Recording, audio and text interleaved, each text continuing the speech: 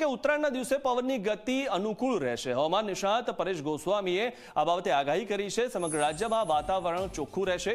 દિવસનું તાપમાન 25 થી 30 ડિગ્રી સુધી રહેશે અને સૌરાષ્ટ્રના ભાગોમાં પવનની સ્પીડ 20 થી 22 ડિગ્રી પ્રતિ કલાકે રહેશે।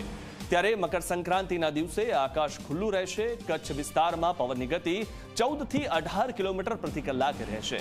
છોટાઉદેપુર, દાહોદ, ગોધરા, મહીસાગરમાં પવનની ઝડપ 12 થી 15 કિલોમીટર પ્રતિ કલાકે રહેશે। તો અમદાવાદ, ગાંધીનગર, ખેડા, વિરમગામ, આણંદ, નડિયાદ અને વડોદરામાં 10 થી 12 કિલોમીટર પ્રતિ કલાકે પવનની ગતિ રહેશે। એટલે કે પતંગના જે રસિયાઓ છે તેમને પતંગ ઉડાડવામાં મજા પડશે। ઘણી બધી વખત એવી પણ સ્થિતિ થતી હોય છે કે પવન ન હોવાના કારણે ગમે તેટલા ઠુમકા મારો પતંગ ઉડતો નથી।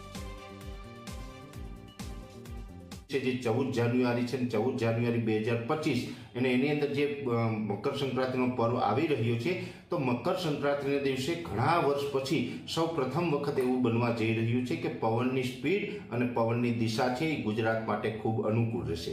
સામાન્ય રીતે જોવા જઈએ તો ગુજરાતભરની અંદર વાતાવરણ છે એ ચોખ્ખું રહેશે। આકાશની અંદર કોઈ મોટા વાદળછાયું વાતાવરણ થાય કે મોટો હવામાનમાં પલટો આવે તેવી સંભાવનાઓ નથી। 14 જાન્યુઆરીના રોજ મોટાભાગના વિસ્તારની અંદર આકાશ ખુલ્લું હશે, જેમાં ઉત્તર ગુજરાત હોય, મધ્ય ગુજરાત હોય, કચ્છ હોય, સૌરાષ્ટ્ર હોય કે દક્ષિણ ગુજરાત હોય, તમામ ભાગોની અંદર આકાશ છે એ ચોખ્ખું રહેશે। તાપમાન છે એ નોર્મલ નજીક આસપાસ જોવા મળે તેવી શક્યતાઓ